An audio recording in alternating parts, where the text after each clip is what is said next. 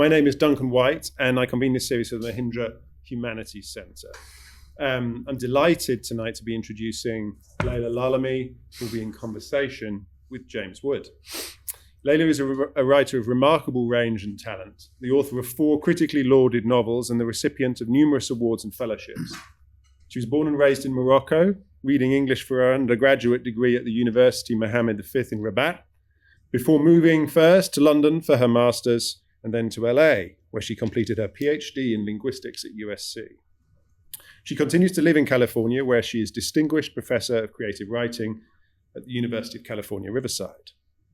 Her debut novel, Hope and Other Dangerous Pursuits, published in 2005, begins with the capsizing of a boat taking Moroccan migrants across the Gibraltar Strait to Spain, going on to tell the life stories of 4 of the passengers. Her second book, Secret Sun, published in 2009, is set in Casablanca and depicts the complex social and political pressures that result in a young man's recruitment by Islamic radicals. In 2014, Laila published The Moor's Account, a remarkable work of historical fiction that takes the form of a memoir written by Estebanico, the enslaved Moroccan who was one of the few to survive the 16th century Narvaez expedition, becoming the first person of African descent to explore North America. Among other prizes, the novel won the Hurston Wright Legacy Award, the American Book Award, and was a finalist for the Pulitzer. In 2019, she published The Other Americans, a multi-perspectival novel that begins with the hit-and-run killing of a Moroccan immigrant in small-town California. It won the Joyce Carol Oates Prize and was shortlisted for the National Book Award. Alongside her fiction, Laila is a prolific reviewer, essayist, and cultural commentator. She's the author of Conditional Citizens, a 2020 autobiographical exploration of what it means to be American, and a work that only seems to grow ever more urgent. She has received Fulbright and Guggenheim Awards and spent last year here at Harvard as a Radcliffe Fellow. This academic year, Laila is a distinguished writer in residence at the Shapiro Center at Wesleyan. Excitingly, Laila has a new novel impending, The Dream Hotel, which is set in a disturbingly near future in which the protagonist, Sarah Hussein, is placed in a retention center because she has been algorithmically determined at risk of committing a crime. She struggles to come to terms with her situation, and with her every move subject to scrutiny, a new inmate arrives who disrupts the order of the facility in dramatic fashion. This novel is going to be published in March, and I'm going to encourage you to just pre-order right away.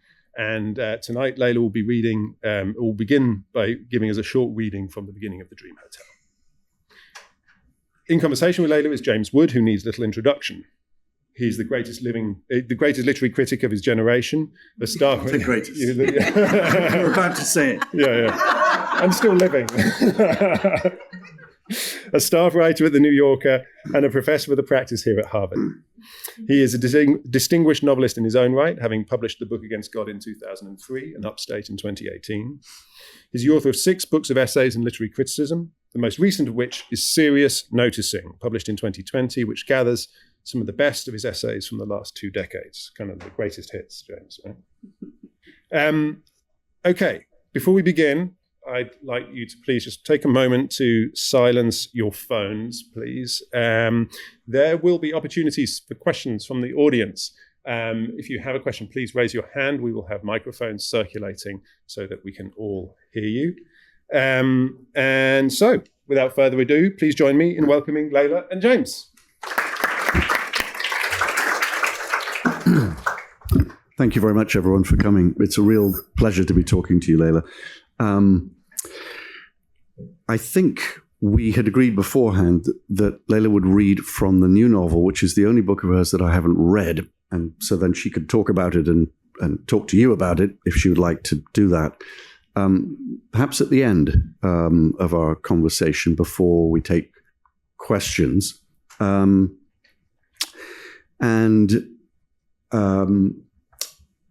We'll start sort of chronologically, if that makes sense. In one, I think the first essay in this book, Conditional Citizens, or maybe the second, you talk, Laila, about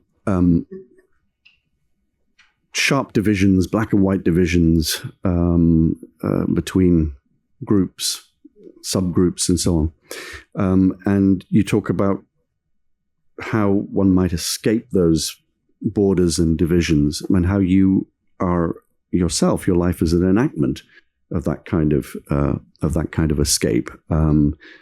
You're someone who grew up speaking Arabic, of course, came to literature via French and your love of French, and now writes and teaches in English, among other things. You also talk wonderfully about your mother and her childhood in it with the Franciscan nuns.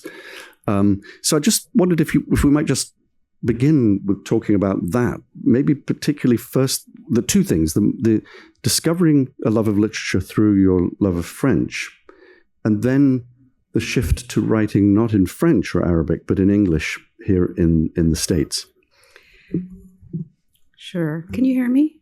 My voice is great. Thanks so much. Thanks so much for that question. It's really such a delight to be back at Harvard and to be in conversation with you. I'm kind of fangirling being on the same stage. I think one of the things I was struck by when you said that we would begin with the fourth book is this idea that, beginnings are always so artificial, right? We're just going to pick right. a place. It just seems very apt if we're going to talk about fiction to start with the fourth book. And yes, I did. So in Morocco, obviously Morocco was a country long before the arrival of the French, but the arrival of the French in 1912 sort of disrupted the political destiny of the country. And one of the things that it did is it brought French as a language of instruction in schooling. And even though Morocco regained its independence in 1956, that legacy did not just magically disappear the next day, because there was, after all those years of French colonization, there was an entire class of civil servants that had been trained in the French system, an entire class of teachers that had been trained in the French system, and those people continued to work in our education system. So anywhere, in any public school in Morocco, teaching is done in Arabic, obviously, but a certain number of hours every day are spent actually learning French. So being bilingual in independent Morocco was that is just the way it was. It was normal. But then on top of that, as it happened, you mentioned earlier in your introduction that my mother had been brought up by Franciscan nuns. My mother is an orphan. And so she was born in 1941. And was brought up in a French orphanage in Fez.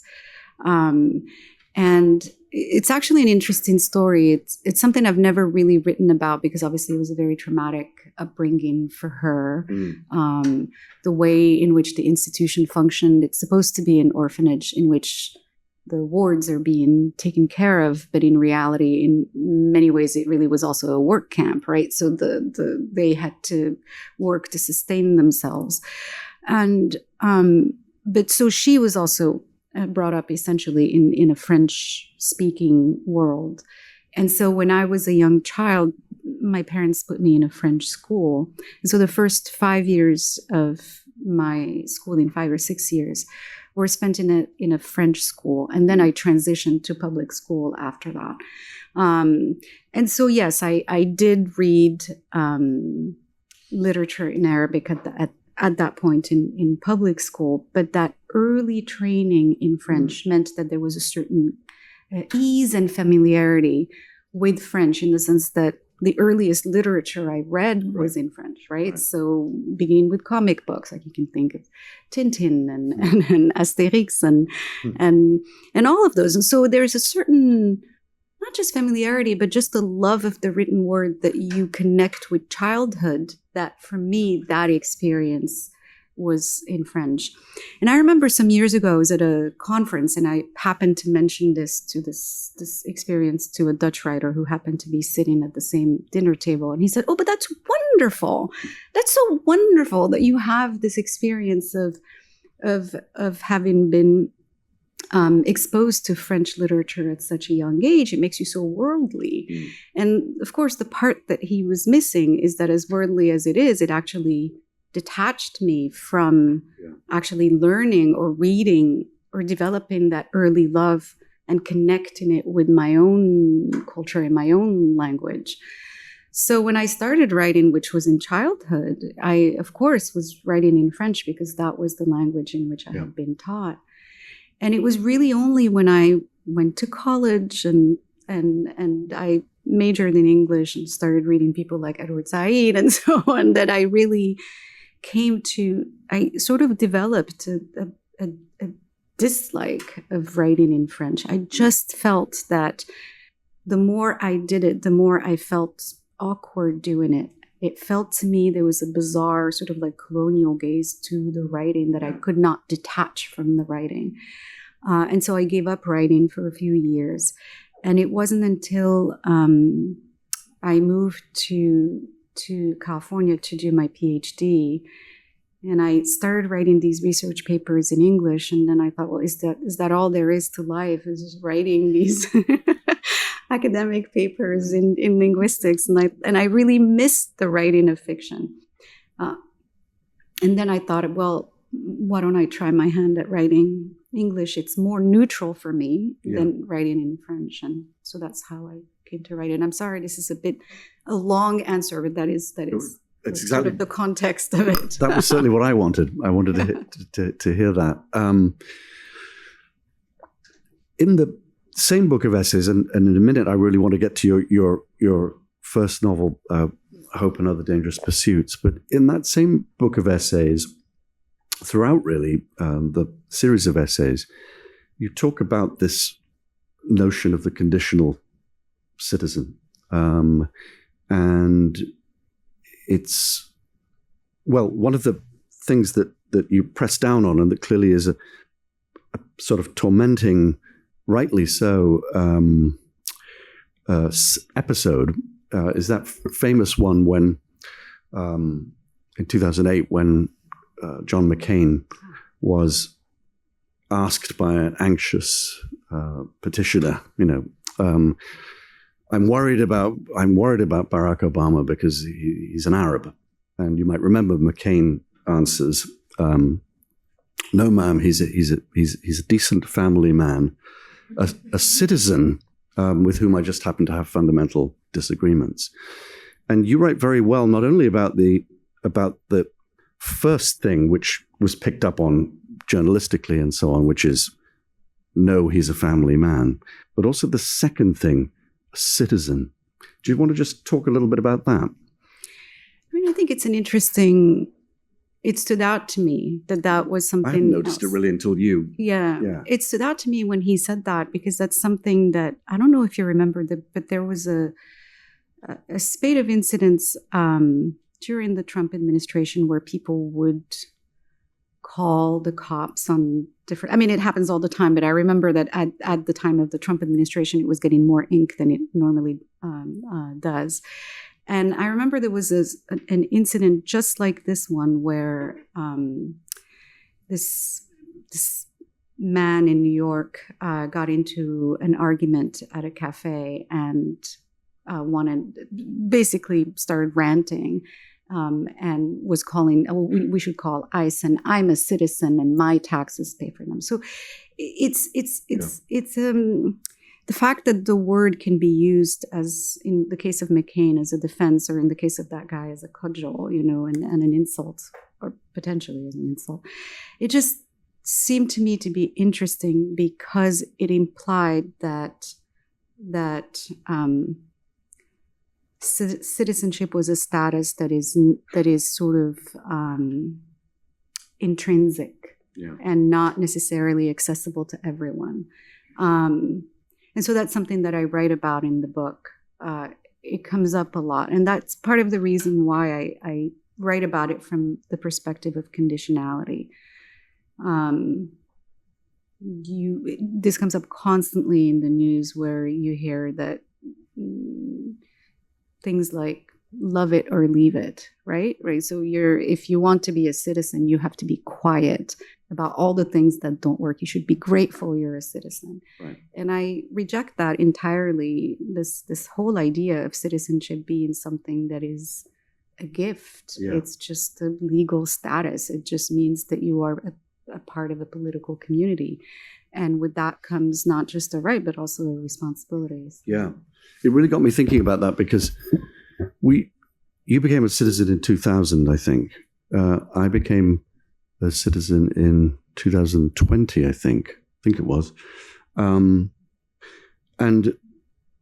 I did so in part because of a moment where very rarely in my life I felt a slight conditionality about being in the States. Mm-hmm. And it was the same sort of scene that you describe in your essays, which is coming to Logan Airport, and the immigration officer looked at my green card, which I'd had for 20 years, and said, "You've had this for a long time." And I said, "Yes, I've had it for a long time." And then he said, "That's usually considered a path to citizenship, you know." And he said it with a certain reproach, for sure. And I thought, okay. And this was the early days, probably, of the Trump administration. I thought, right, I don't want this conditionality. So reading you got me thinking about the ways in which I, by becoming a citizen at that moment, ended that conditionality effectively. Mm-hmm. And you actually talk about how you got the passport, but it only began a conditionality, really. Yeah? Yes. Right? Yeah. Because of your being Moroccan, Arab, Muslim, and so on. Yeah? Yeah. I mean, I think it's very different when you carry a U.S. passport and you go through immigration and you speak with your accent versus my accent, and the signs that your body carries versus the signs that my body carries, and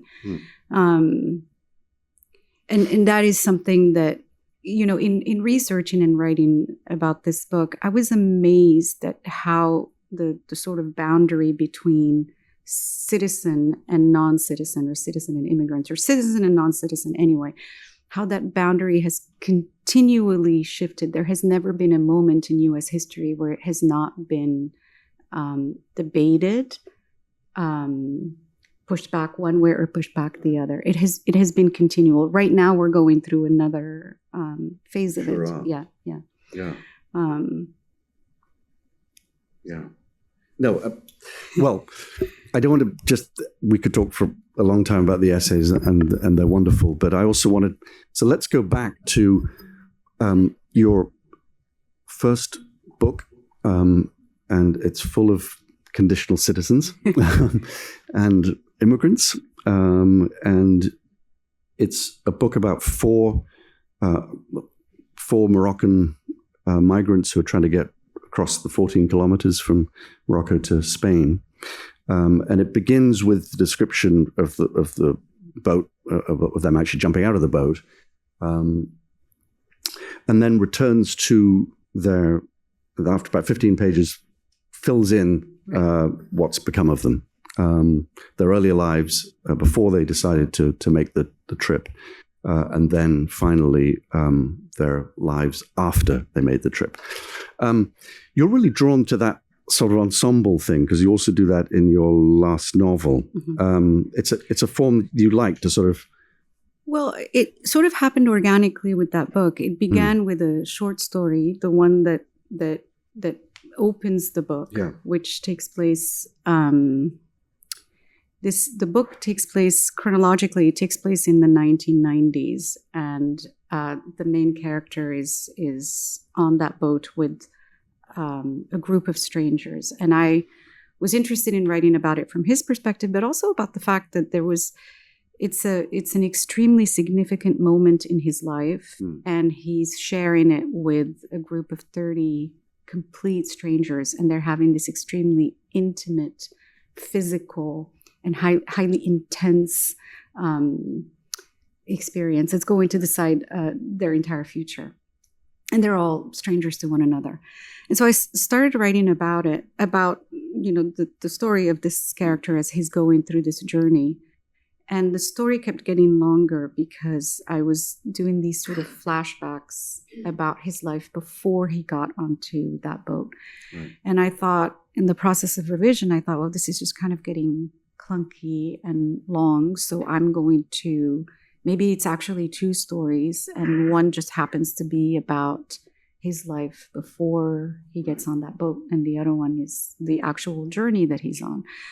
So I did that, and I continued working on now two stories. And that's when the idea kind of came about. I thought, well, what happens to this other person that's sitting next to him? And so I decided to write a story about them. And after I did that, that's when I came up with the idea of doing this structure where we begin in the middle and then we do the 4 stories before and the 4 stories after. So it sort of grew out of my complete inexperience, it just stumbled on this structure for the book. But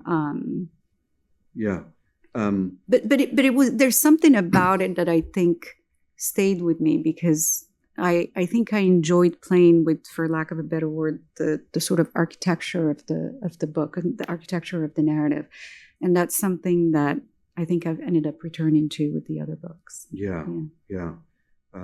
Because with the last novel, this one, The Other Americans, we have the thing that sort of sets off the novel, which is the car accident or the hit and run. And Driss dies, and then it's a matter of sort of filling in through first person, in this case, first person narratives, named first person narratives. Right. The policeman, Driss's daughter, Driss's wife, and so on. Right. And so that book, interestingly, I had begun writing it in the summer of 2014. I had just finished The Moor's Account, which is a historical novel, and I was desperate to not have to do another massive research, a lot of research for the next book. So I wanted to write something contemporary, but I didn't quite have an idea, what it would be. And that summer, as it happened, we were on vacation, and I got a text in the middle of the night that my father had been taken to hospital. And so I was, scrambled to travel back to Morocco to be with him. And then when I came back to the US, it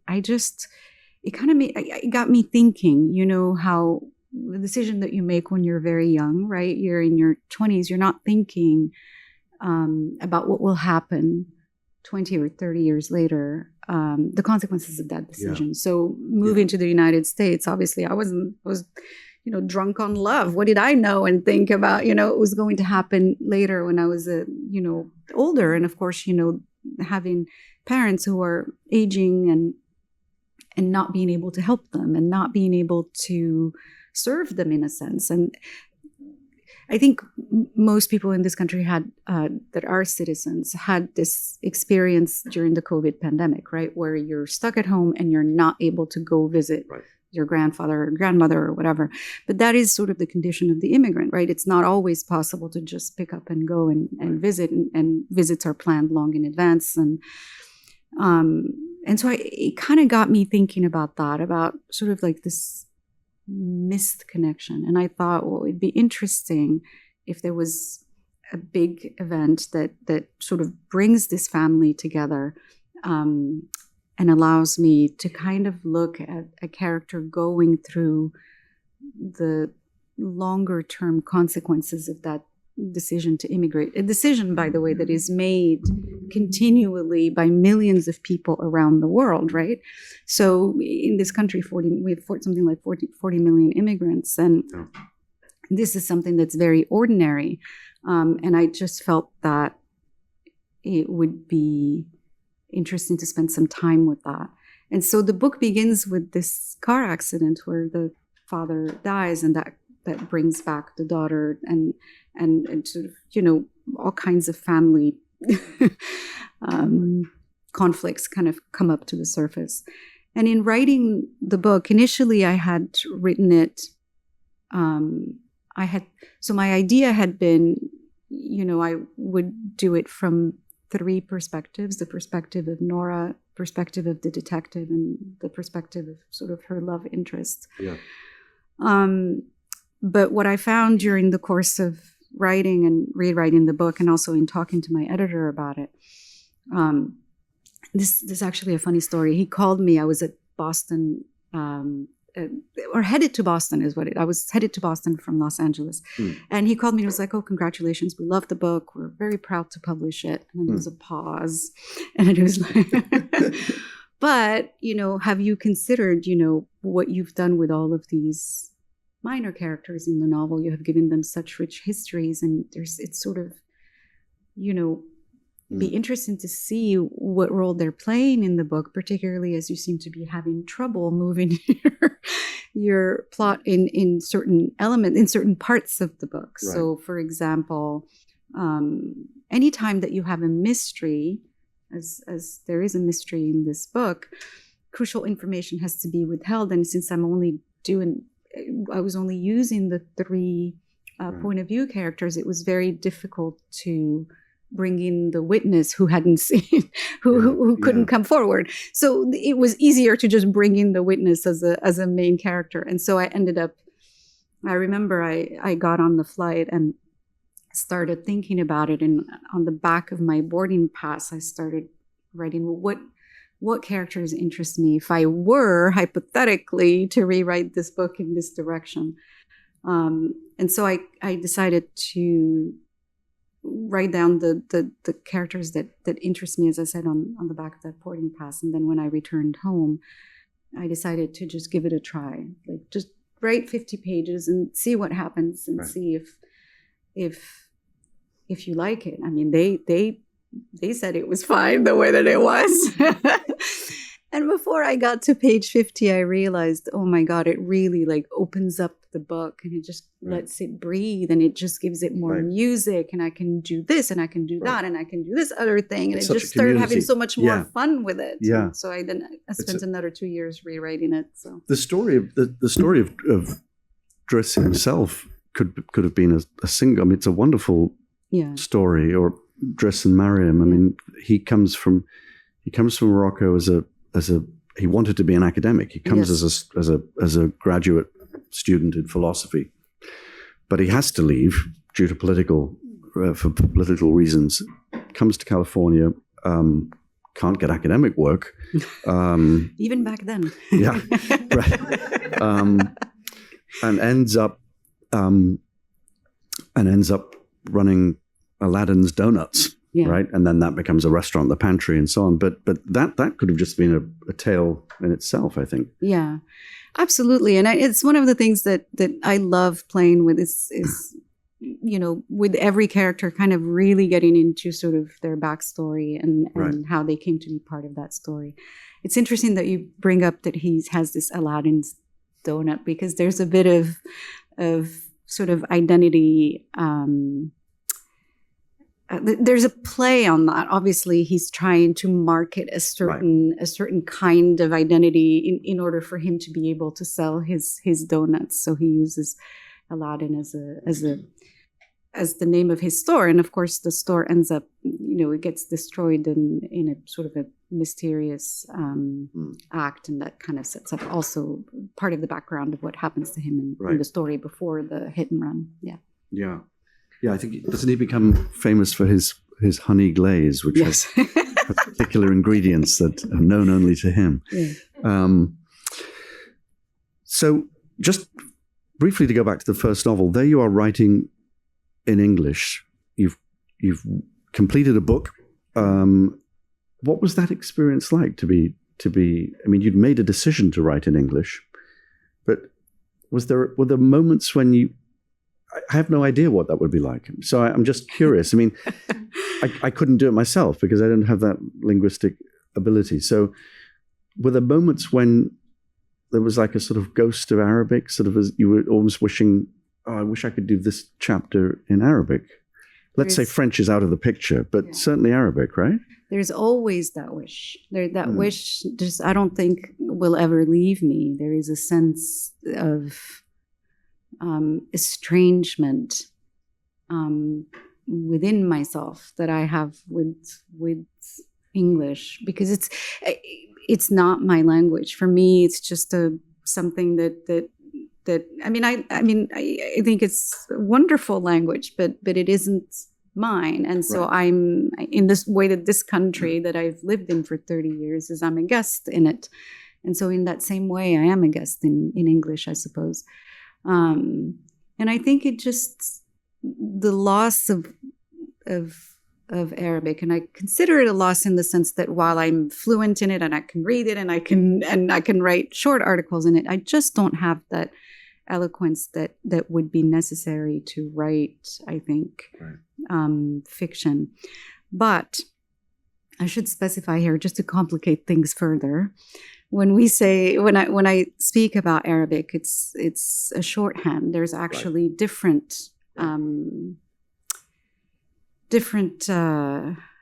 languages. When we say Arabic, we actually mean a collection of national languages that together can sometimes be intelligible and sometimes can be mutually unintelligible. I happen to speak Moroccan Arabic, and so oftentimes if I meet somebody who speaks Arabic from, I don't know, any part of the Levant, for example, I can understand them, but it's harder for them to understand Moroccan Arabic. So in writing a book like Hope, I remember that I was writing it, right? And when I was imagining the dialogue, I was imagining it taking place in Arabic, and in a sense, I was transcribing it, if you will, into English. But yeah. Go on. But it is no. I was going to say it's again. It's not. There's nothing new about that process. I feel like it's something that happens all the time in fiction, because of the magic of fiction, we do not question that. We just are immersed in the story, and if the story is successful, we forget to question things like that about like what language are they speaking, right? Yeah, and of course, if we think of the fiction of immigration, it's so centrally about varieties of estrangement, right? It's about trying to see things with new eyes, and the confusion of that. There's a great passage you have in the book from Mariam's perspective. So this is Driss's wife.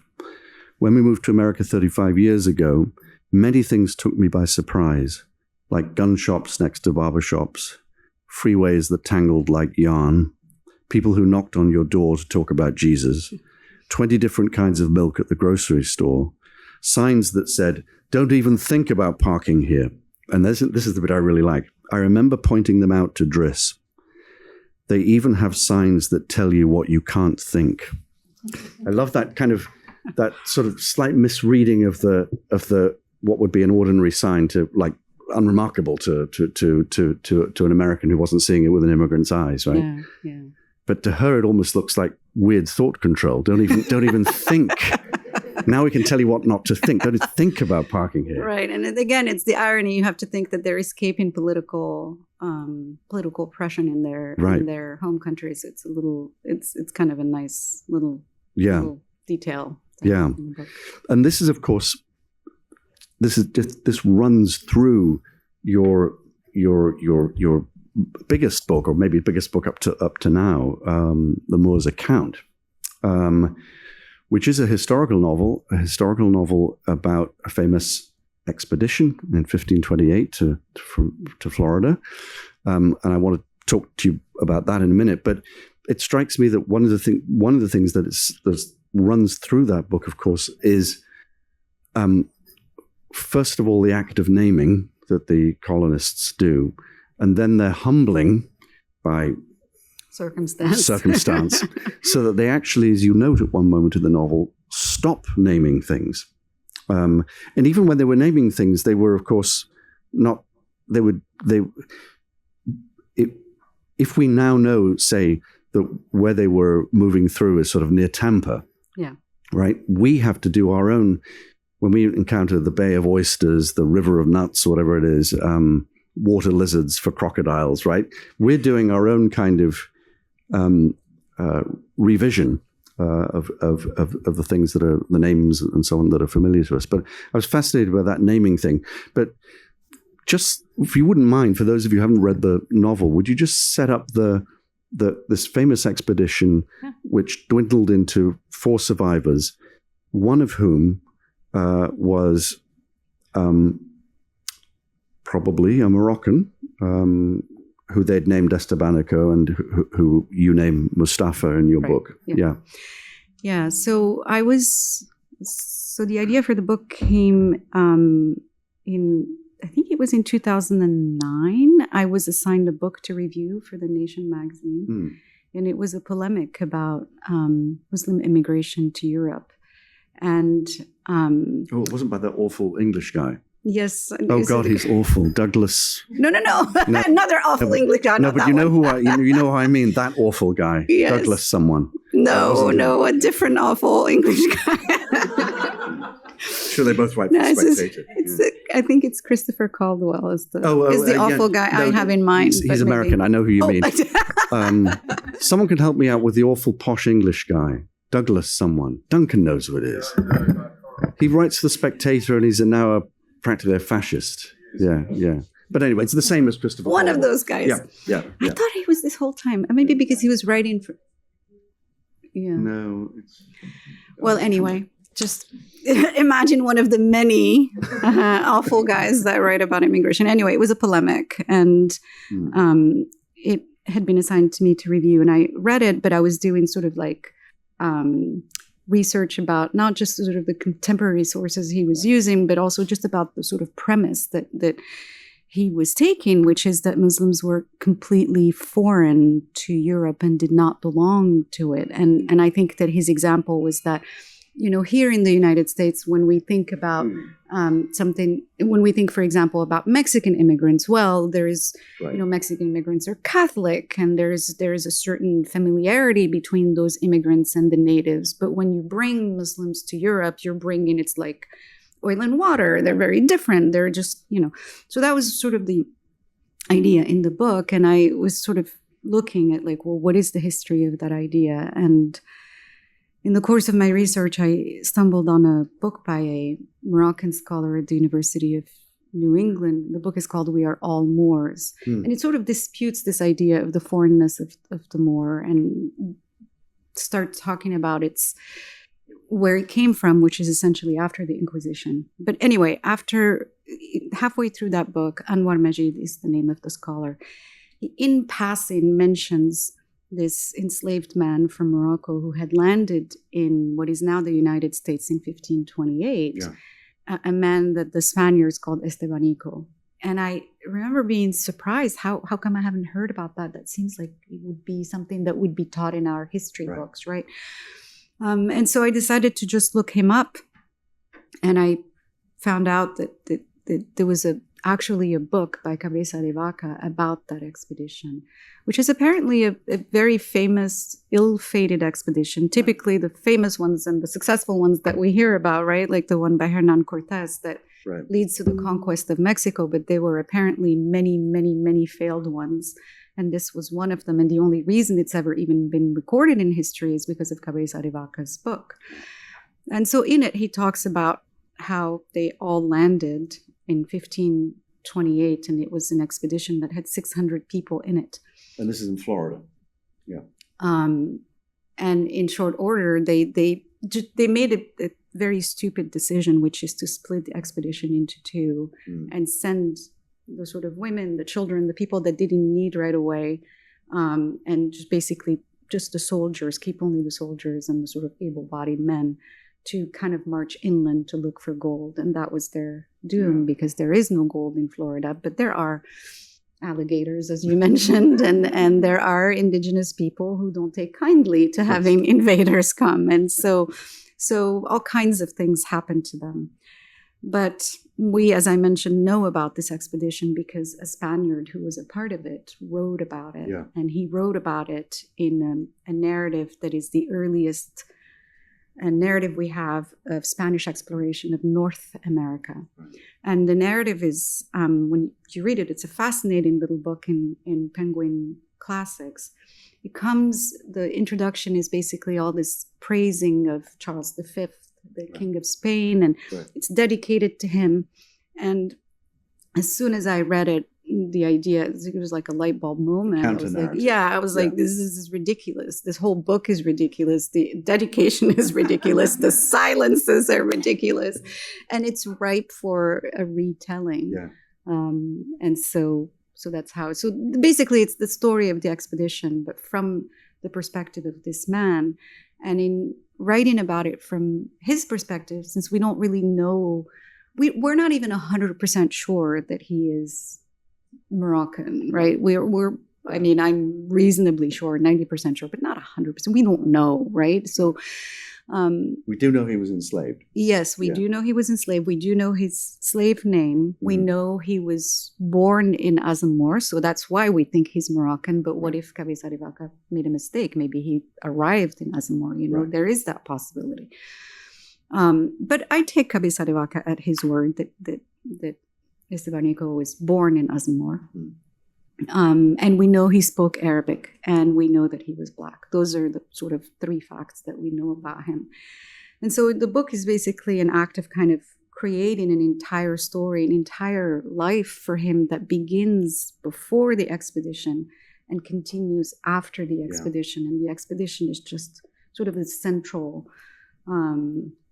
sort of his memoir is about that exciting moment, but he has a life outside of it.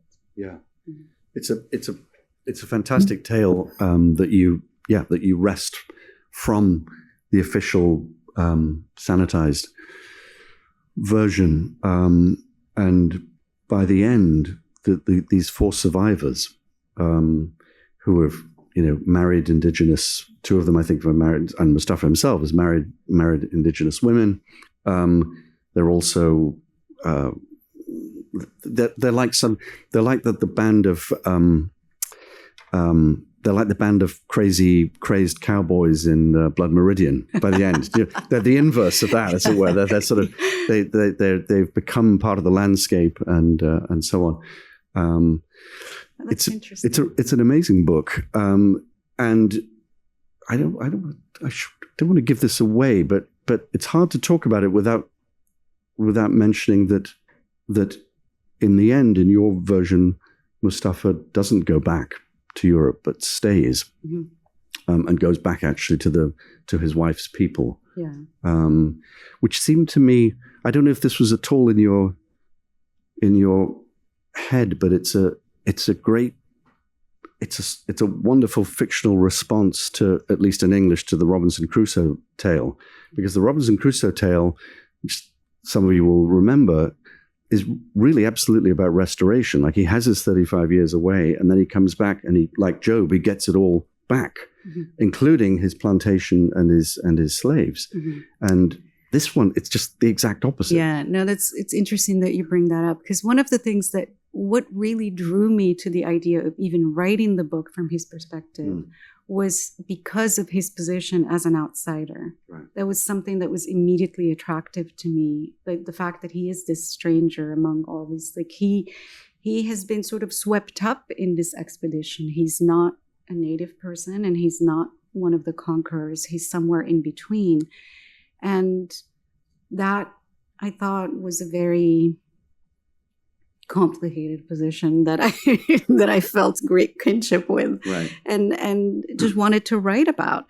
And one of the things that happens, and this is in Cabeza de Vaca's book, is that once they are found, because they obviously wander in what Cabeza de Vaca calls the wilderness for the better part of 10 years, and then they are eventually found and they're brought to Mexico City. Yeah. One of the things that happens is that when they're brought back to the seat of the Spanish Empire in South America, the old relationships that they had sort of re-emerge. So for 10 years, what do you mean he's a slave? He's not a slave. They're all out. He was one of them. Yeah, he was one of them. And everybody was trying to survive in this very unfamiliar environment. And you needed to survive through your skills. So if you were good at foraging, that was a skill, because that meant you could eat, and the others weren't good at it, so they were suddenly dependent on you. So it shifted their relationships from being that of master and slave to being codependent. And in some moments, it's possible that he may have had power if, let's say, that he was better at surviving in that environment. So their relationships had changed after 10 years. But what we know from the historical record is that when they went back to Mexico City, Dorantes, who was his previous owner, attempted to sell him to somebody else. And you have to imagine that, of course, Estebanico at this point, or Mustafa as I call him in my book, was very valuable in the sense that he had that intelligence about that territory, right? So knew how vast it was, knew what kind of tribes lived in what parts of that territory. So he was essentially a very valuable person. And Dorantes, even after having lived with him and depended upon him at some point for 10 years for his own survival, once they're back in the colonial city, those relationships come back and have the sort of full force of the Spanish Empire behind them to enforce them as relationships. That's one of the really painful things, I think, at the end of the book, because Mustafa has been saying to Dorantes, you've promised me that you'll free me, right? That's part of the arrangement. And Dorantes sort of says yes, but keeps on putting him off. Yeah. And then when they get to Mexico, the old hierarchies reassert themselves, and it looks as if he won't do it. Yeah, and it was because of that I thought, if that is what's happening in Mexico City, then I can perfectly well understand why, when the opportunity arrived to be a part of Coronado's expedition and to return to this part of America where he was free, why wouldn't he have taken it? So then he becomes the scout. And when I looked at the sort of, because we have actually in the historical records other relations in which he appears. One of them is by a friar whose name is Marco de Nice in France, Marco de Nice. He talks about this enslaved man as being the scout of their expedition. And the kinds of things that Marco de Nice says, which is that he saw 7 cities of gold, and he saw them, with his own 2 eyes, and it's all fabrication.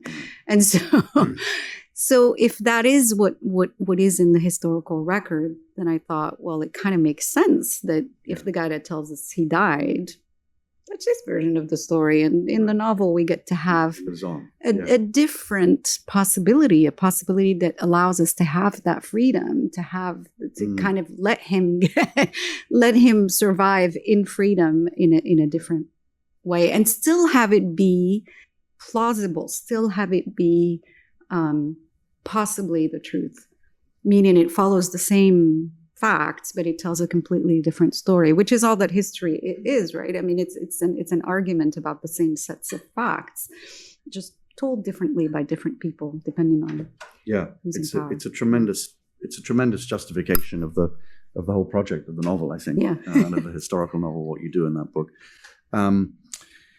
Would you like to read from your new book? One I can't talk about, but I'd love you to talk about it to your potential readers. Potential? Automatic readers. So I had the idea for this book actually at the same time as I did for Other Americans. I remember I woke up one day and I reached for my phone to check the time, and I'm an insomniac, so I had overslept, and I reached for my phone to see what time it was, and I saw a notification on my phone that very helpfully informed me that if you leave right now, you will make it to Yoga Works at 7:28, and I thought, what on earth? Like, how does my phone know that I go to yoga on Tuesdays and Thursdays after dropping off my child at school? That it followed my movements and had learned that I leave from this address and go to that address, and that address happens to be yoga, and this is something that I do, and it's very helpful. It's like, you're late, you better get out of bed. Well, I didn't go to yoga, so that'll show him, I thought. But I kept thinking about that, and I was just very disturbed because around that time, so this was in 2014, Slate, I think it was Slate, reported that Facebook keeps track of your keystrokes. So not, even if you don't, like if you type up a very angry screed, and Lord knows I've typed a lot of those on Facebook, and then decided, okay, no need to post it. Cancel. They already know what you said. Just because you didn't post it doesn't mean that they don't know what you typed. Don't even think of not writing. Yeah. And so if you didn't press post, in essence, that means that they have access to your thoughts, to your unexpressed opinions, which is another way of saying they have access to your thoughts. And so I turned to my husband and I said, pretty soon the only privacy we're going to have is in our dreams. And I thought, well, wait a minute, what if someday even that boundary starts to become porous? What might happen? But I didn't. So I wrote something like 70 pages of a novel with that idea. And it was set in like a tech company. And I had worked at a tech company briefly after my PhD. And I still have PTSD from that.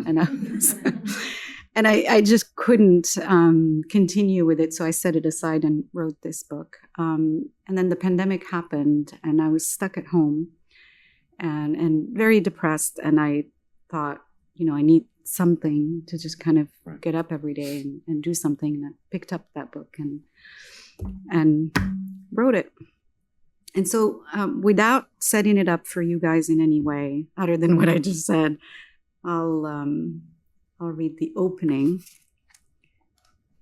Oh, this is perfect.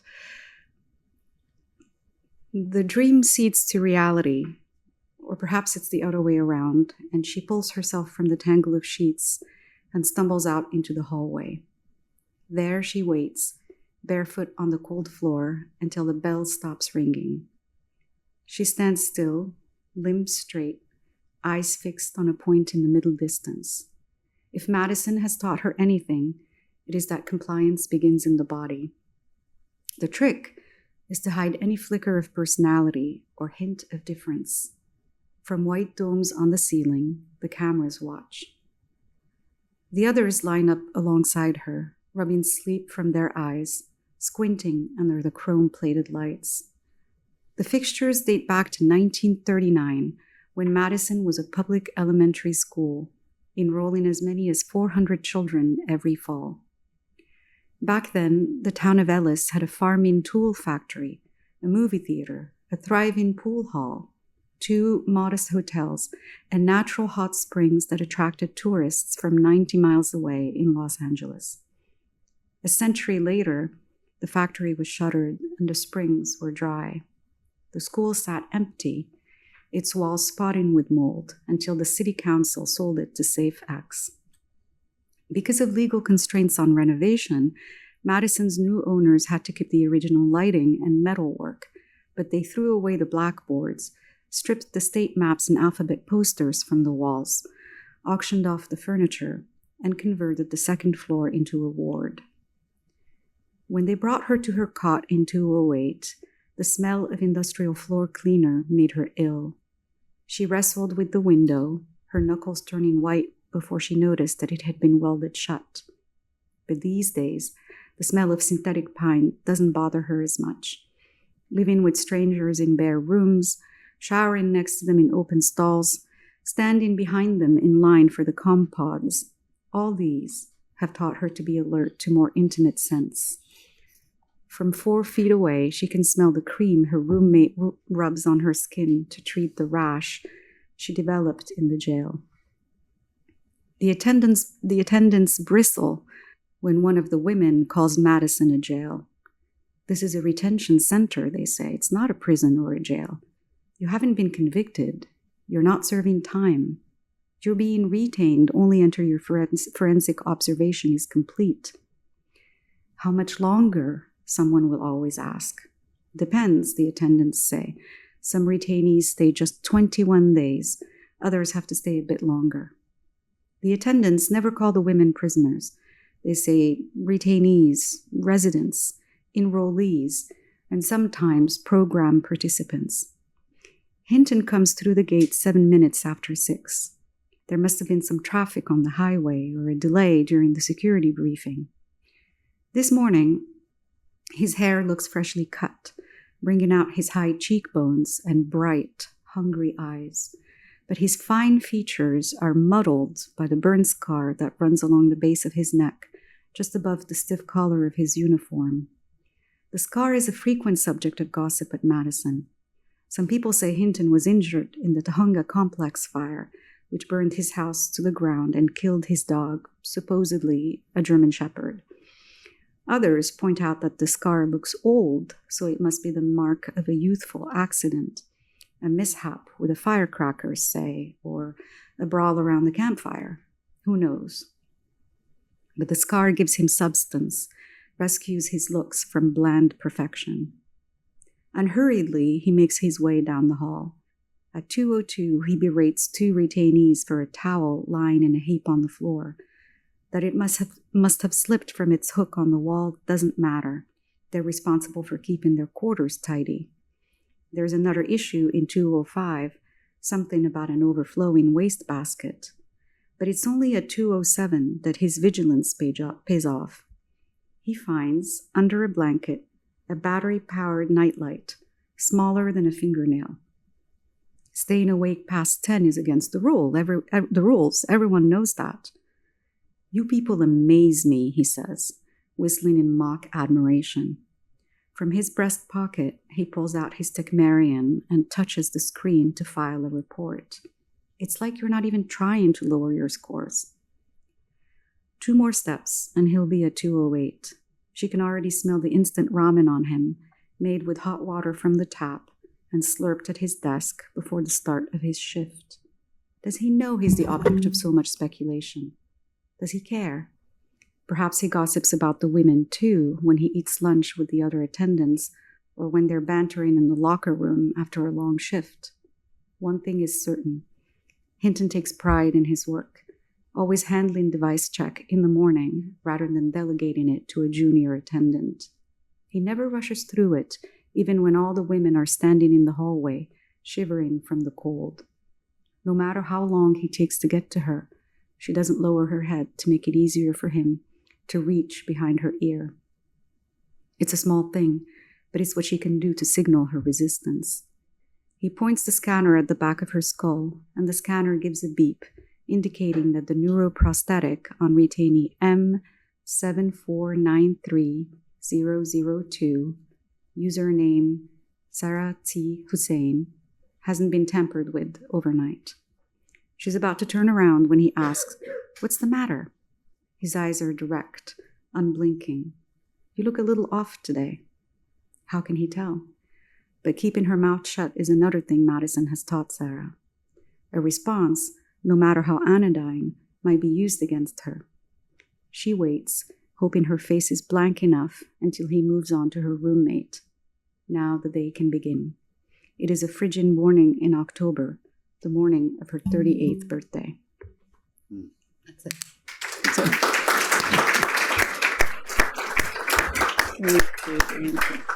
So we have a little time, 10 minutes or so, for questions if anyone has questions from the audience. You're a little shy.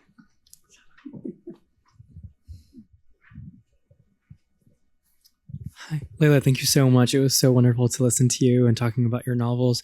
One word that kept popping up in my mind when you were talking was just sort of the act of translation. You didn't say the word, but definitely I feel like there was some allusion made to it.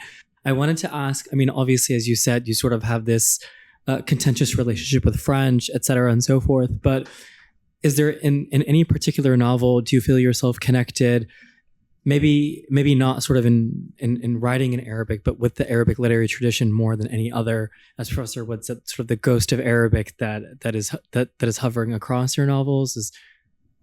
Is there a novel? I'm not sure. Yeah, just like, is there a specific novel where you feel you're more expressive of the Arabic literary tradition, even if you're not sort of writing in English? Because I'm sure it's popping. Yeah, in one of mine, you mean? Oh, that's interesting. That's a really interesting question.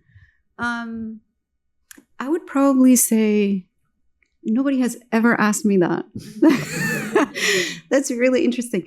I would say probably, if I had to pick, I would probably say the second one, Secret Sun, which is the reason I say that is that in that book, I was trying to do that sort of giving the reader a sense that this dialogue was taking place in Arabic, and I may have maybe gone overboard a little. I don't know. I just feel like it out of all of them, it's the one that has the most of that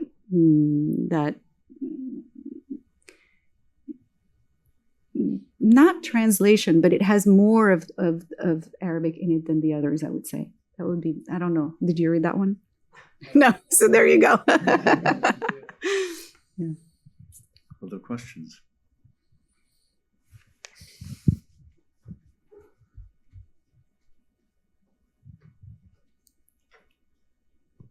Hi, thank you so much for being here. I was curious, you spent your PhD studying linguistics. I'm not sure for how many years, but I'm curious if that informed any of your writing. And it seems like you said you worked at a tech company for a little bit. Just, your different experiences in life. I'm curious how they informed your writing. Yes. It's, I mean, I think that a lot, it's funny because a lot of what, so my PhD was specifically on sentence processing, and it was about the experience of how we process temporary ambiguity in sentences. So sounds are coming out of my mouth right now, right? But you're understanding them as words, even though it's just a continuous stream of sounds, right? So when you are listening to a sentence, there may be a temporary ambiguity, but your brain is so good at processing the language, you're not even aware that you've disambiguated anything. It's kind of similar actually to face recognition, right? You see a face and it takes you a minute to recognize the person.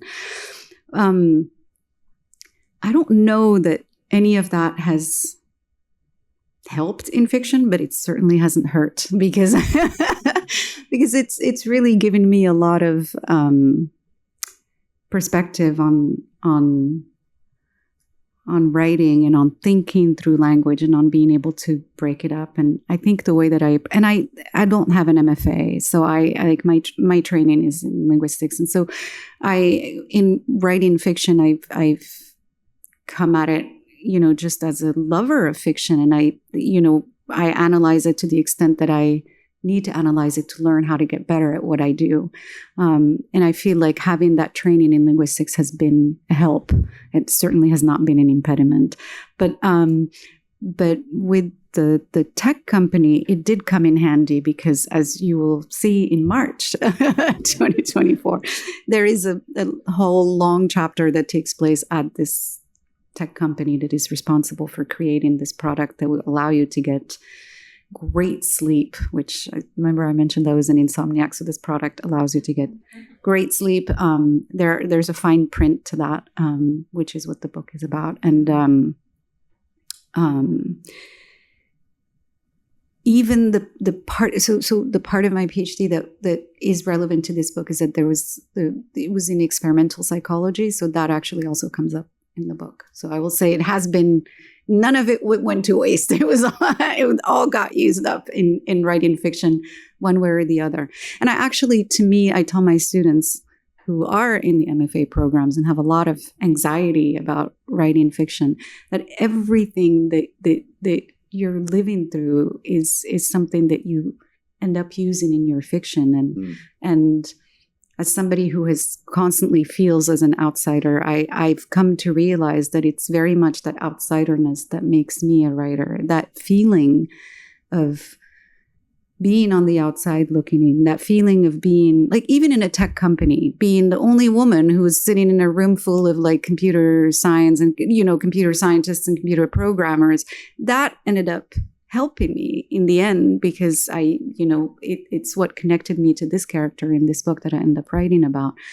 But that is what helps you become a writer, I feel, is that feeling that you're kind of weird and different from everybody, and don't ever try to be like everybody else. Embrace that weirdness, because that's what fiction comes out of.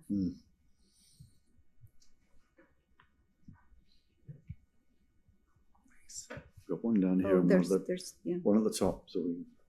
Thank you. This has been really interesting.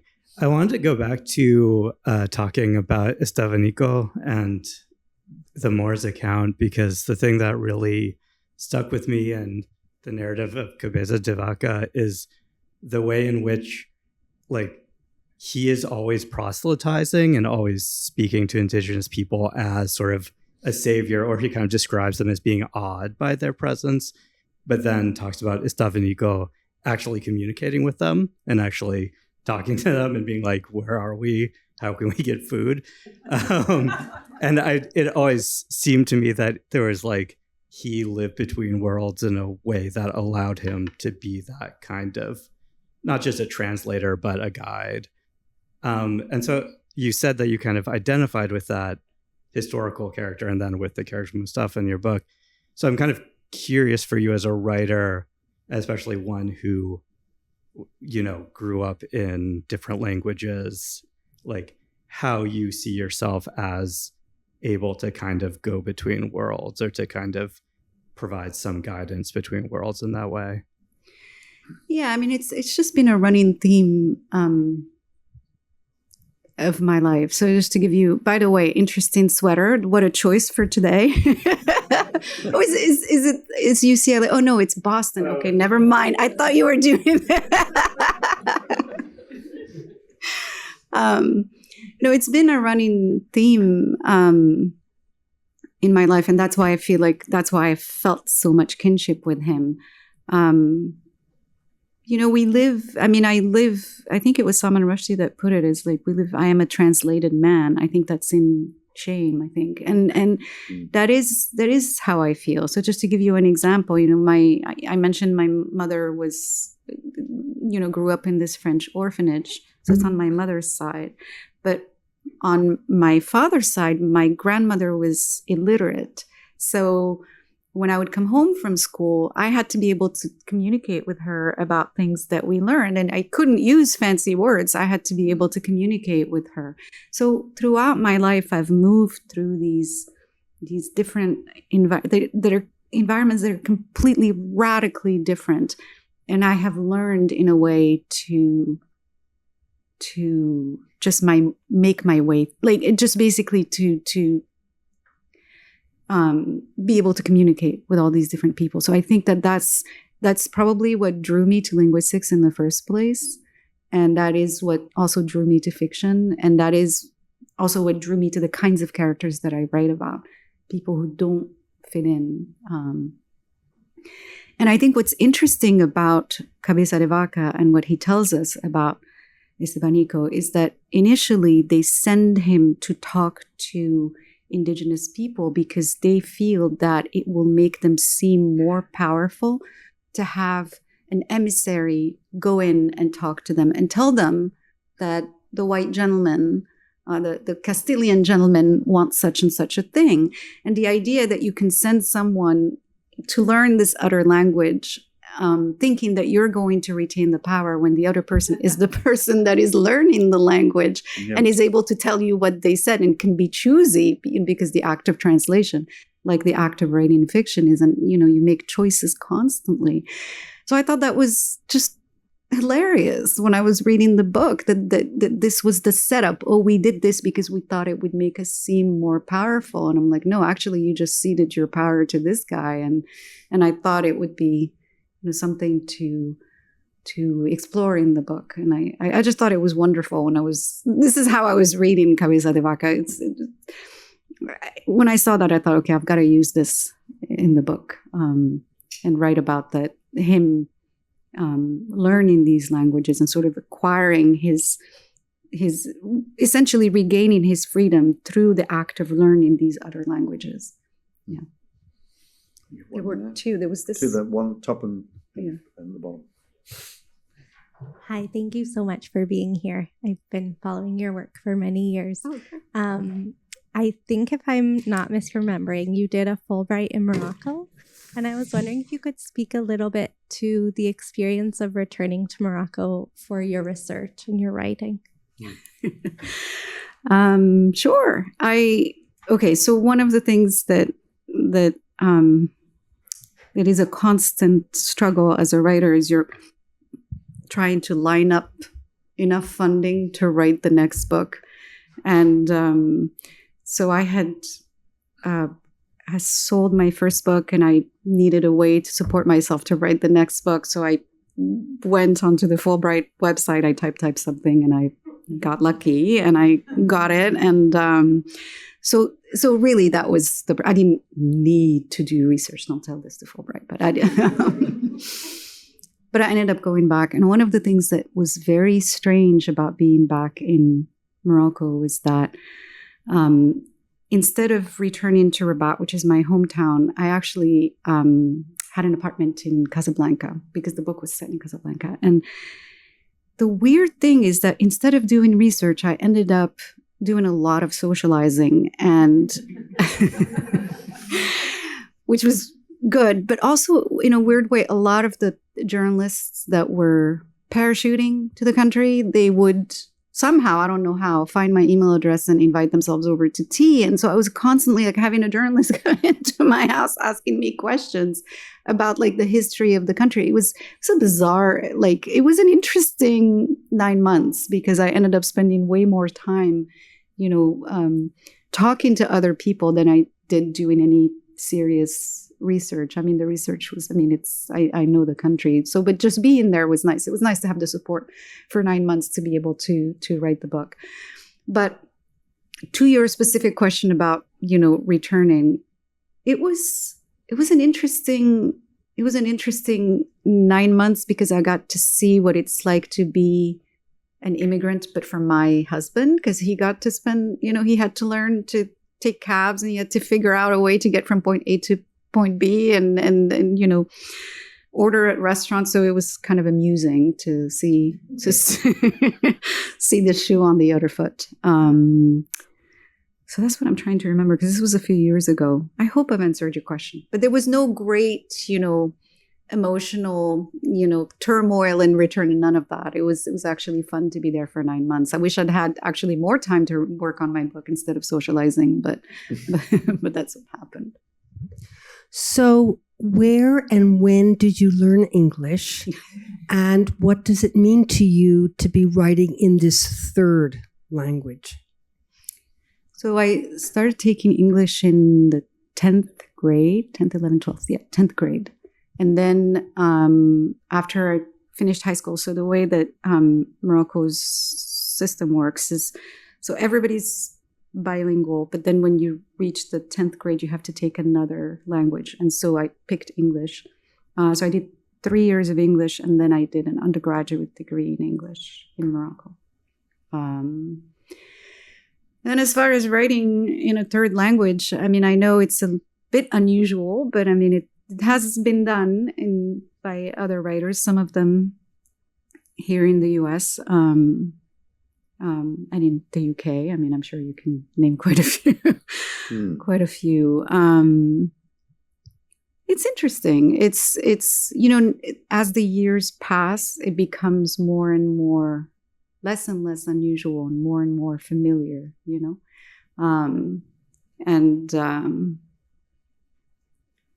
I guess for me, it just is the language that I use every day. So I'm used to it. But certainly in the beginning, there was more hesitation.